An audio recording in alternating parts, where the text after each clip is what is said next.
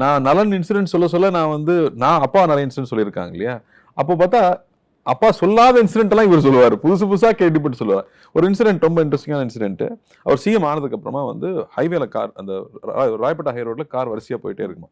அப்போ ஒருத்தர் வந்து இந்த இந்த வீல் சேர் இருக்கும் இல்லையா, வீல் சேர்ல அந்த கையில ஓட்டுறது, அவருக்கு ஹேண்டிகேப்ட், அவர் நின்றுட்டே இருப்பாராம்.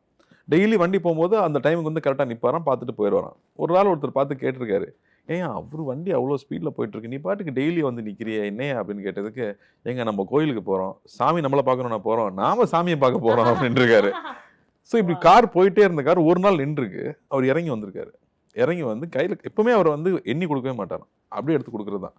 அப்படியே கத்தா காசை எடுத்து கையில் கொடுத்துட்டு, கடை வச்சு பொழைச்சிக்கோ, பிச்சை எடுக்கக்கூடாது, பீடி சிகரெட் விற்கக்கூடாது அப்படின்னு இருக்கு. பீடி சிகரெட் விற்கக்கூடாது, நீ வேற ஏதாவது கடை போட்டு பொழைச்சி கொடுத்துட்டு போயிட்டாரு. அது மக்களை நேசிச்சிருக்காருங்க, நேசிச்சிருக்காரு. போய் அவங்களுக்கு கொடுத்துட்டே இருக்கணுங்கிறது வந்து பயங்கரமாக பண்ணியிருக்காரு.